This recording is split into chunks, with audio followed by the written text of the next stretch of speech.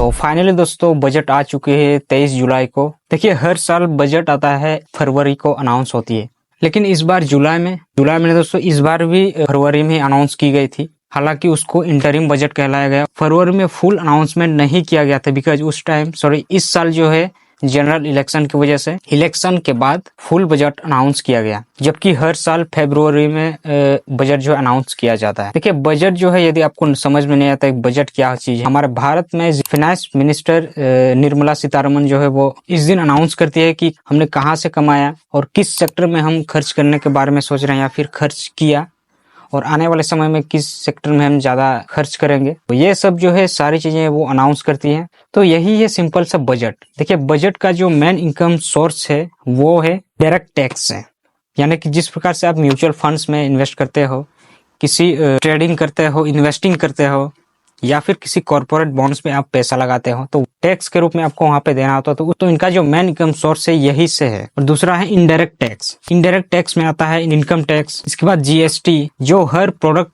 का आपको टैक्स देना होता है। यहाँ तक कि दोस्तों आपको बिस्किट तक का आपको टैक्स देना होता है। इसके बाद नॉन टैक्स रेवेन्यू, इसमें क्या है, जो भी सरकार की कंपनियां होती हैं, लाइक हो गया LIC हो गया, तो इनका जो मेन इनकम वहां से भी आता है। इसके बाद वो बोरोइंग, आपने सुना होगा गवर्नमेंट बॉन्ड्स, डेब्ट, वो उधर मार्केट से भी उठाती है। सो हमने समझ लिया कि इनका जो मेन इनकम सोर्स है कहाँ से आता है। अब हम समझ लेते हैं कहाँ इन्होंने खर्च करने का प्लान किया है, कितना खर्च करने का प्लान किया है। पहला जो है सोशल सेक्टर में, जिसमें आता है हेल्थ सेक्टर हो गया, एजुकेशन हो गया, इसके बाद रूरल डेवलपमेंट वगैरह, इसमें खर्च करेंगे। इसके बाद दूसरा जो है इंफ्रास्ट्रक्चर, जिसमें रोड वगैरह आएगा, रेलवे से रिलेटेड आएगा, जो एयरपोर्ट आएगा, एनर्जी आएगा। और तीसरा जो है डिफेंस सेक्टर। फोर्थ है सब्सिडीज। फिफ्थ में जो एडमिनिस्ट्रेटिव एक्सपेंसेस। इन सब में सबसे ज्यादा जो खर्च करने का प्लान किया वो डिफेंस सेक्टर में। टोटल इन्होंने 13% का इन्होंने उठाया है, यानी कि 6,31,000 करोड़ यहाँ पे उन्होंने अलाउंस करी, ताकि और ज्यादा हमारा डिफेंस सेक्टर और मजबूत हो, यूथ के लिए भी अच्छा रहेगा। तो ये मुझे बहुत बढ़िया लगी।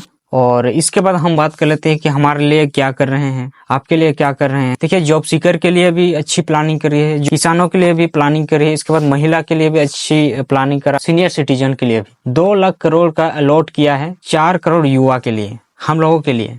इसके बाद 1 करोड़ प्लस से 500 कंपनियां प्रोवाइड की जाएगी इंटर्नशिप के लिए, यानी कि इंटर्नशिप जब करोगे उसमें आपको 5 से लेकर 6,000 तक प्रोवाइड किया जाएगा पर मंथ। इसके बाद पहली बार जब नौकरी लगेगी तो 15,000 को दी जाएगी, यानी कि 3 मंथ तक इंटर्नशिप। यानी उस कंपनी में जब ज्वाइन करोगे तो उसमें कैसे क्या काम करना है वो सारी चीजें वहां पे सिखाई जाती हैं।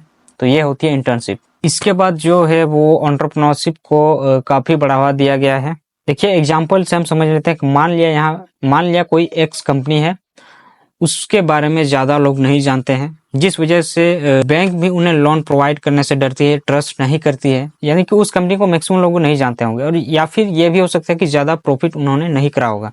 तो अगर वहां कोई इन्वेस्ट करता है, कोई इन्वेस्टर आता है और वो तकरीबन 1,000 रुपये इन्वेस्ट करता है, अगर फ्यूचर में ऐसा होता है कि उस कंपनी प्रॉफिट कर जाती है और वो जो इन्वेस्टर का पैसा है वो 1,000 से लेकर 10,000 तक हो जाता है, तो पहले क्या होता था कि उन्होंने जो प्रॉफिट करा, 9,000 का प्रॉफिट करा, तो उसमें से 30% का टैक्स जो है वो गवर्नमेंट लेता था। जबकि अभी ऐसा नहीं है, यानी कि इसको बंद कर दिया गया। तो इसको कहते हैं एंजल टैक्स। जो एंजल टैक्स को अभी बंद कर दिया गया है, तो एंटरप्रेन्योरशिप को यहाँ पे बढ़ावा दिया जा रहा है। इसके बाद मुद्रा लोन स्कीम के बारे में आपको पता होगा, पहले जो है 10 लाख था, अभी 20 लाख बढ़ा दिया गया है। और अभी बात करते हैं शेयर मार्केट के ट्रेडर के बारे में। इसमें बहुत सारी चीजें जो है बदल दी गई है, like long term capital gain tax.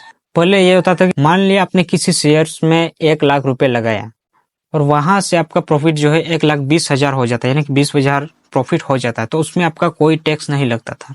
या फिर 1 लाख से ज्यादा प्रॉफिट होने पर भी कोई टैक्स नहीं लगता था। जबकि अभी 1,25,000 हो जाए तो वहां पे आपको कोई टैक्स नहीं लगेगा, लेकिन 1,26,000 जैसे ही हो जाएगा तो वहां पे आपका 12.5% लगेगा। पहले क्या होता था कि 10% लगता था, अब 2.5% बढ़ा दिया है। लॉन्ग टर्म मतलब किसी आप लॉन्ग टाइम के लिए आप वहां किसी भी शेयर में इन्वेस्ट कर रहे हो तो वो है। इसके बाद शॉर्ट टर्म में यहाँ पे और भी ज्यादा आपको यहाँ पे टैक्स भरना पड़ेगा। शॉर्ट टर्म यानी कि 12 मंथ जो होता है, 12 मंथ से पहले तक ही आपने इन्वेस्टमेंट को सोच रखा है, जबकि अभी 20% तक यहाँ पे बढ़ा दिया है। इसके बाद फ्यूचर एंड ऑप्शन में देखोगे STT चार्ज पहले 0.1 था, अब 0.02 कर दिया गया, यानी कि शेयर मार्केट से रिलेटेड, स्टॉक मार्केट से रिलेटेड टैक्स जो है इंक्रीज किया गया है। जी अभी हो सकता है कि बहुत सारे ट्रेडर या फिर इन्वेस्टर को लग रहा है यार क्या ही कर सकते हैं, लेकिन फ्यूचर में ये हो सकता है कि उसके लिए बेनिफिट्स हो। और एक चीज दोस्तों मैंने आपको बताया ना, भूल गया कि नालंदा यूनिवर्सिटी का जो उसके लिए भी अच्छी तरह से प्लानिंग की गई है। प्राउड महसूस करनी चाहिए कि यार 500 से 700 ना आई थिंक पता नहीं मुझे कितने साल हो गए, खिलजी ने पूरी तरह से राख कर दिया था, लेकिन फिर से उसको जो है रिकंस्ट्रक्शन का काम करने का जो है फिर से प्लानिंग चल रही है। वर्ल्ड में सिर्फ यही एक यूनिवर्सिटी था जो अदर कंट्रीज के लोग हमारे यहाँ एजुकेशन लेते थे। आज फिर वो फिर से बनने जा रहा है। प्राउड महसूस हो रहा है बिकॉज जीरो जिन्होंने खोज करी वो भी यहाँ के स्टूडेंट्स से, बाद में वो यहाँ के हेड बने। और आपका इस बारे में क्या ख्याल है कमेंट्स में जरूर बताना। बजट से रिलेटेड आपको क्या लगता है, शेयर मार्केट ट्रेडर के लिए अच्छा किया बुरा किया, और हमारे यूथ जनरेशन के लिए अच्छा किया बुरा किया। देखिए गवर्नमेंट के अकॉर्डिंग तो सब अच्छा ही है, लेकिन आप क्या सोचते हो, आपके अकॉर्डिंग क्या है। तो आज की वीडियो में इतना ही, मिलते हैं नेक्स्ट वीडियो में किसी नए टॉपिक के साथ। तब तक के लिए जय हिंद जय भारत।